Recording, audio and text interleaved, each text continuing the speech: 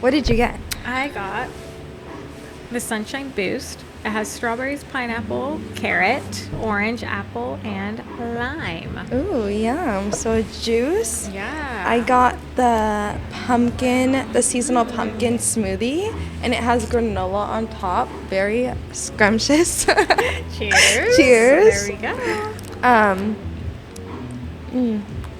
That's good. I like that. Yeah. Okay. So, hi guys. Welcome back to Rewrite with Allie. I should probably take my bag off. But, so we are re-recording because the audio had cut out last time, but that's okay. That's okay. You know, things happen. We're getting used to things. But Tatiana, Yes. you are the owner of Regenerate Luxury Wellness. Yes. So when did it start? How long have you been doing aesthetics? Tell me all the things. Okay, so this is perfect. Take two. We had opened in November, December of 2024.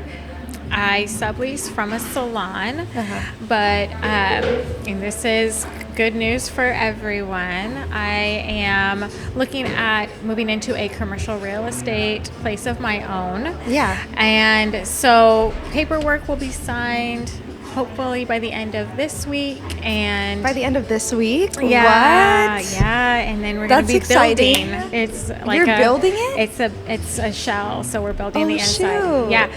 So what we offer and what I've been doing and specializing in is vitamin therapy, Botox, fillers. I should say neurotoxin because there's different types of Botox. I think Botox is a general term. But isn't Botox neurotoxins? Yeah, so that's a brand of neurotoxin. It doesn't cover Oh, all I of them. see. Yeah. Okay. So I should say neurotoxin, dermal fillers, Yeah. biostimulators, and then we just recently added on red light therapy and lymphatic drainage. Right. So wait, why does everyone say Botox then?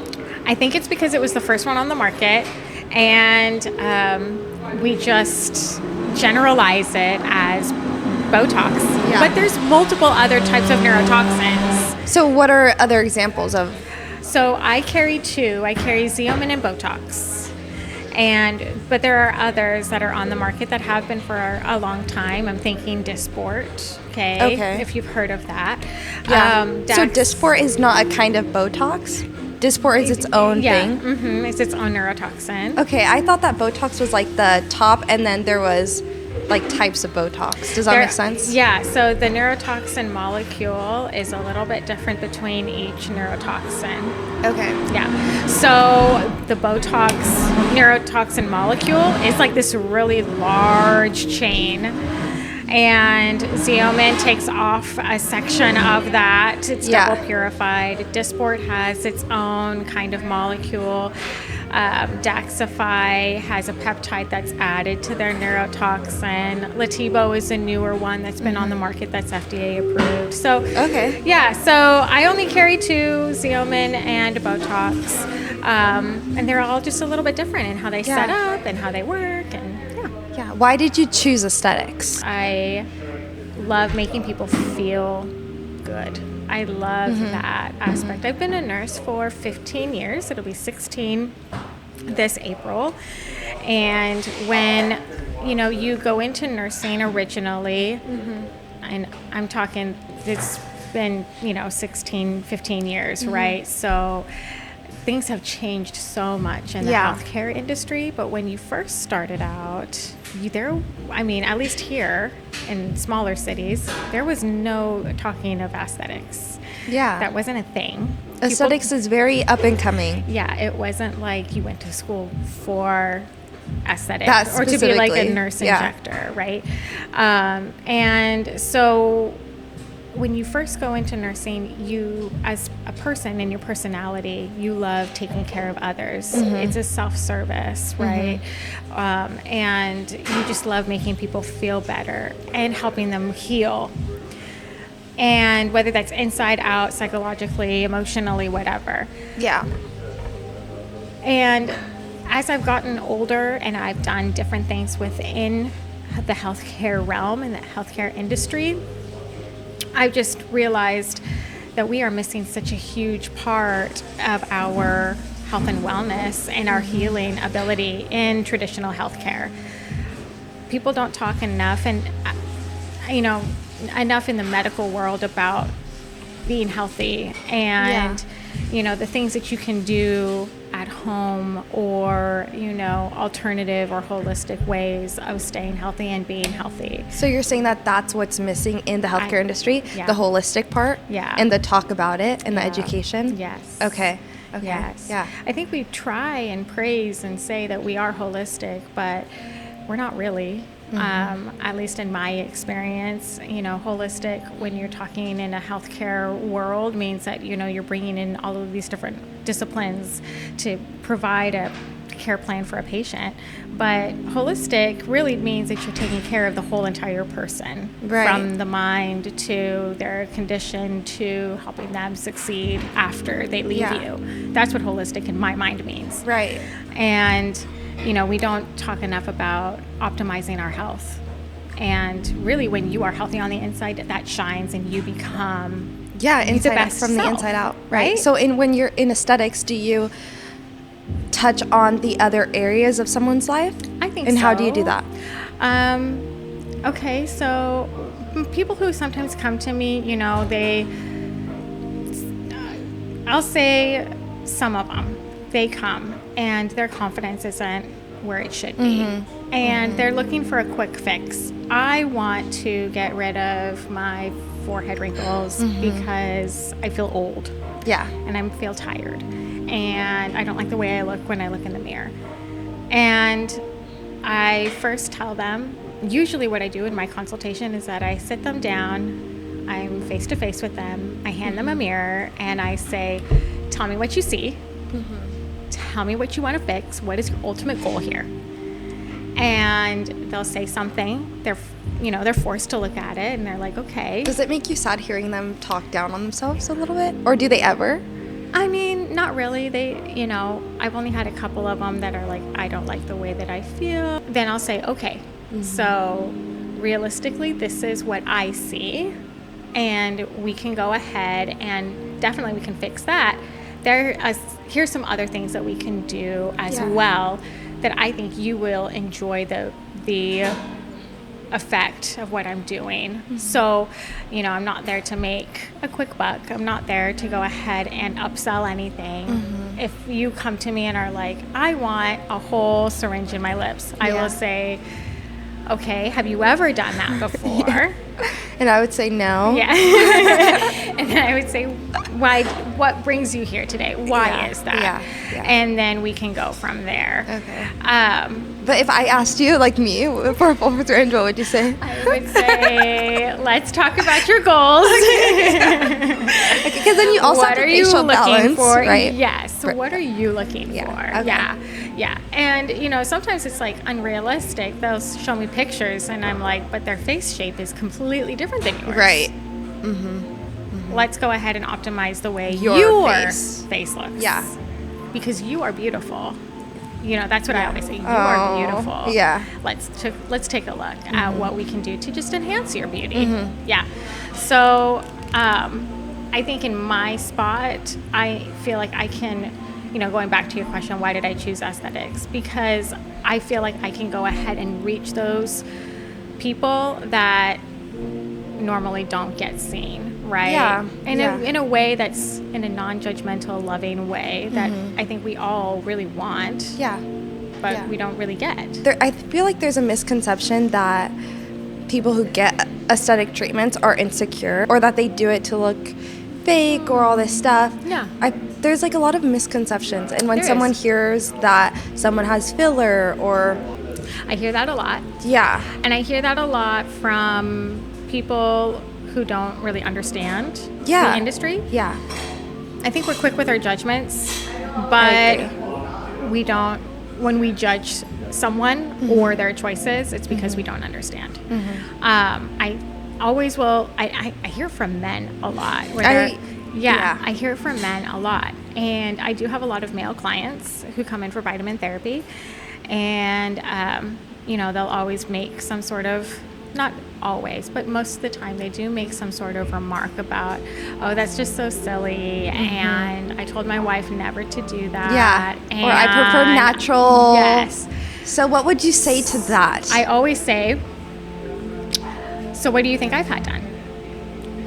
And what do they and they're say just in like, response? And they're just like, well, like, I'm sure you get like Botox or something like that. And I was like, yeah.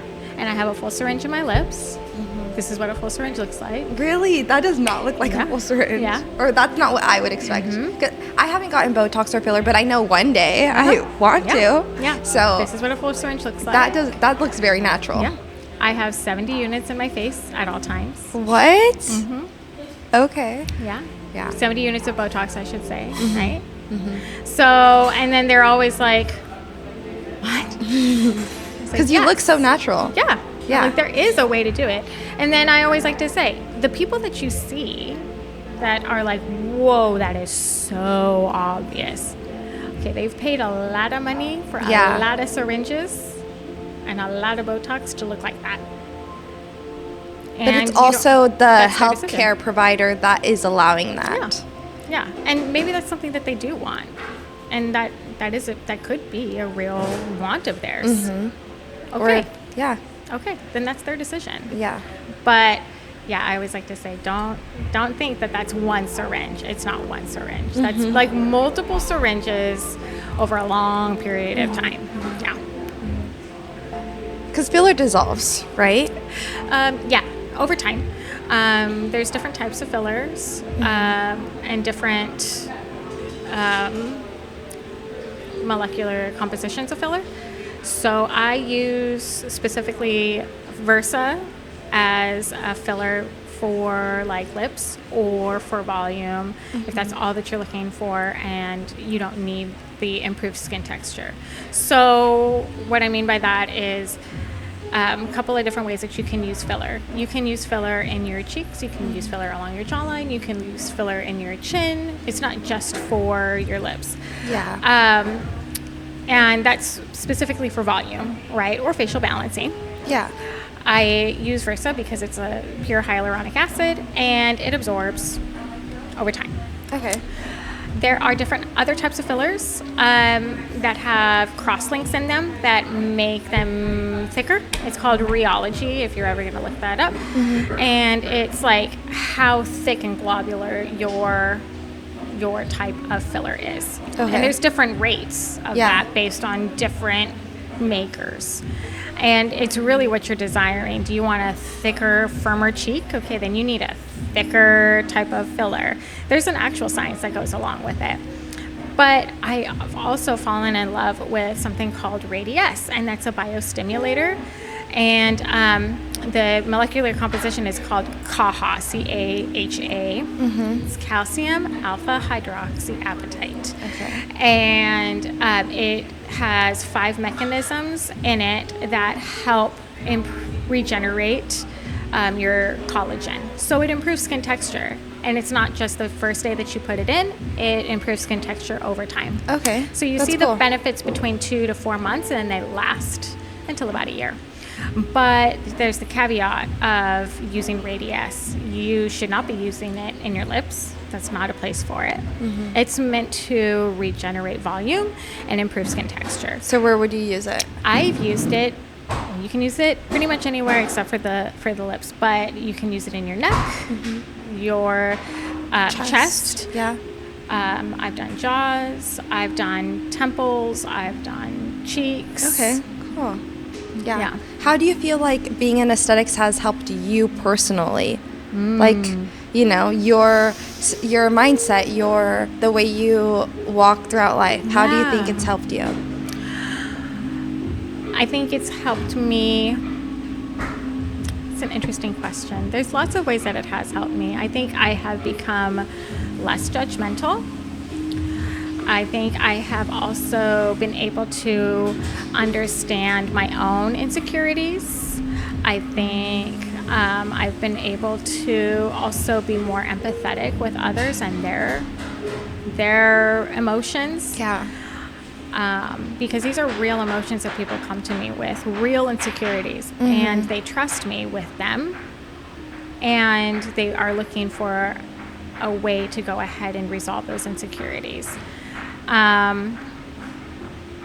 Yeah. And don't you feel, when someone walks through your door, don't you feel a sense of honor that they're trusting you with that? Yes, always. I feel like I would be always. very grateful Yeah. that someone is trusting Yeah. me with. Yeah. I mean, there are that. so many other choices and so many other practitioners, right? And they chose me. Yeah. And I'm always like, thank you so much. And I like to try and get to know the person on a deeper level. And, it's all about that trust factor. And, I am very mindful. I do not go ahead and abuse that trust. Yeah. I will, make sure that you and I are on the same page before we move forward. All of that. And how you said that it has helped you understand your insecurities. Elaborate on that. I think as women in general, it's just human for us as we age where we're like, you look in the mirror and you're like, Yeah. huh. Yeah. Yeah. You start comparing. It's the compare game, right? And we do that constantly, and then even more. And now with social media, yes. It's insane. And, you're like, oh, I feel fat today, or I don't feel enough today, or why can't I look so effortlessly pretty? And, I want to look like so-and-so. I think we all do it subconsciously. Yeah. And it's always in our faces. And so my personal insecurities would be, it's not really a look. It's more like the constant emotional, like I am not enough. I don't ever really look in the mirror and go like, oh, I wish my face looked like this, or, something like that. My insecurities are just more emotional than they are So it's physical. more how you feel about yourself. Yeah. Right. And I think, sometimes for others, and I'll be in that box too, if you don't feel emotionally stable, I feel like then you start trying to fix things on your outward appearance. Yeah. So that you feel better inside emotionally. But it ends up being a Band-Aid, not an actual, because the root of it is your feeling of not being enough. It's not your forehead, your cheeks, it's you feeling, having that sense and I'm of, very transparent with people, and I'm like, hey, what brings you here? What are you feeling? Because I'm very aware of the buyer's remorse, Yeah. When you're like, oh, this doesn't fix anything, and now I hate this. So. And so what caused you not to feel enough, and how have you worked on that throughout time? Loaded question. Let's see. We can dissect it. I think it's just a long history of, you don't wake up one day and then feel like you're not enough, right? It's something that occurs over time. Yeah. And for me, it's something that occurred, emotionally from a young child to when I got married, and has gotten better since then. But, those formative years of constant being told, you're not enough, or having the emotional and physical abuse that I went through, it does put a toll on someone, and it changes the way that you look at yourself, and it changes the way that you hold yourself, and it changes the way that you feel confident in your skills and abilities and yourself as a person. When I left my home to elope with my husband, I was very young. I was 18, and it had to happen. It was needed for my safety. And I remember just being so broken when I left.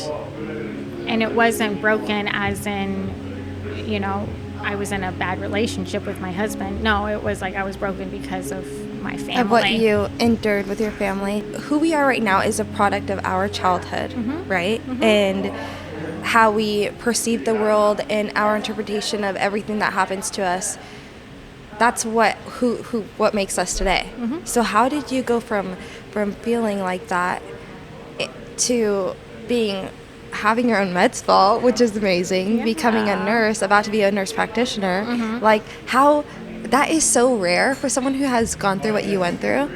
I think it's easy to have the victim mentality and have every excuse in the book to not go for your aspirations and to just be like, this happened to me, woe is me, you know? And thank you for saying that. Yeah.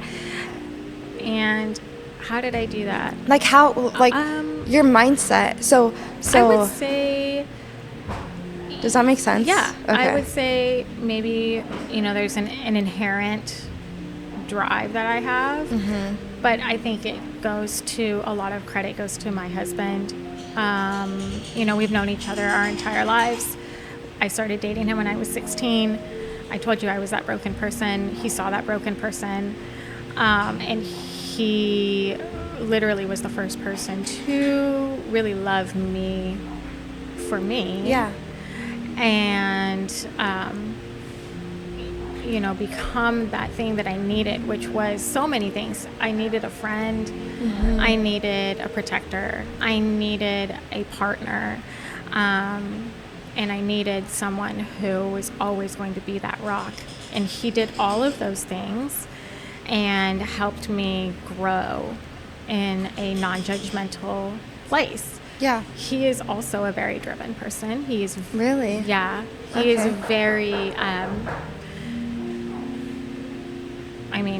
we both work from sun up to sundown in different ways, but he's always moving, he's always growing, he's always achieving different things. And he's always there whenever I need his help. So knowing that he's driven to meet his goals, also it pushes me. Yeah. And, both of us don't give each other excuses. Like, you want to do this or you want to build that? Then do it. Yeah, go and after I'll it. help you. Right. But, let's not complain about it. Let's just do it. So I think there's that. I think he also has that mentality because of his family. His family all of them are hard workers, and they are also, high achievers. And so having that on his side, and it's nothing it's not a new mindset for him. And I just kind of fell into that as well. At first, when I was younger, I felt like I needed to overachieve to gain respect or love or acceptance from my family. Or validation. And it wasn't ever enough. I was a 4.0 student for my entire life. High achiever, athlete, everything. Solid member in my church, high achiever in my church. And it just never was enough. I was 100% perfect in my mind in every aspect of my life. And there was always still something for them to tear me down apart. And then subsequently just, also physically beat me. So, you just, from that to going into falling into a person that's like, hey, you don't have to do 100% in everything. You just have to have 100% effort in everything. You don't have to come out with 100%. And also being reminded that who you are is enough, regardless of any of your achievements, anything that you do outside, external stuff. Who you are at the core is enough. And, I still struggle with that today. Like, I had a test. This is so silly. I had a test 2 weeks ago, and I missed 4 questions, I'm sorry. And I got like an 88% in my class standing, and it was like, so I got like 26 out of 30, and I cried. And I came home and I cried, and my husband hugged me, and then he was like, why are you crying? And I told him, and he's like, an 88% is still good. It's still and great. At a doctorate level, you'll be fine. Yeah. And I was like, but my 4.0, my perfect 4.0. And Yeah. he's like, it's going to be fine. In the end, it is fine because, you know, my grades went back up and now I have like a 4.0 again. But that's not the point. The point was, you know, even to this day, it still is ingrained in my brain of like, I have to be perfect in order to be loved. Mm-hmm. Or be enough. Yeah. For the people around you. That's so funny because I was always the overachiever in my family, but I found it, but it was because I was trying to get validation from my parents as well. And one of my parents chose a path that he chose his job over our family. And well, that's what it felt like, right? So I was always like the high achiever, like you said, the sports, the grades, and I got an A- one time in my PE class out of any class because I had missed a class. I was like, did you not dress down? No, I had missed it. That's a good one though. She would have knocked me down points. I had missed a class because I had a soccer game. Oh. And she had done like a little test thing, and I asked, can I, you know, make it up because I have a soccer game. This is out of my control. Yeah. And she's like, no, test you can't make up. So I was like emailing her if there was any extra credit that I could do. It made my accumulative GPA at 3.98. And I was bawling my eyes out. Just like so I understand. I understand. I know, right? Yeah. But I find it to be that a lot of overachievers are like there's a reason you're wanting to be seen because you felt like you've never been seen. Or I heard a podcast about a lot of people who start podcasts. It's because they were never heard or feel like they were never heard in their childhood. That's interesting. So then they start and I'm like, okay, wait, I could kind of see You're like that. mirror. Okay. Conviction. Yes. Yeah, isn't that crazy? That is interesting. And I think we are kind of a sum of our life decisions. I know we are. But, you know, I think, why did I choose nursing out of everything? Yeah. You know, I initially I was, you know, you want to serve other people or you want to make other people feel good. Did I choose that because I didn't feel good? Okay. You know, did I choose that because nobody served me? That is so true. And I needed that, and so I felt like I needed to go ahead and give You became the that. person who you needed. Yeah. And I do think that I feel like when things go wrong with my patients I still, full disclosure, I still work at the hospital as a wound care nurse Mondays and Tuesdays. Yeah, so that's I still awesome. do 12-hour shifts. Awesome. Yeah, so I do 12-hour shifts on Mondays and Tuesdays, and I feel like that's the reason why when things go wrong with my patients, I take it personally. It really hurts me because I'm like, why didn't we do enough? If I was in that person's place, I would feel so upset. So I wonder if I chose it because of that. I think so. Well, it's very true. I think a lot of us do end up becoming who we needed to be for our younger selves. Yeah. Interesting. What's something that you've had to unlearn throughout your life to become who you are? Argumentative. I'm learning always needing to be right. Yeah. I'm still working on that. My husband will say I'm still working on that.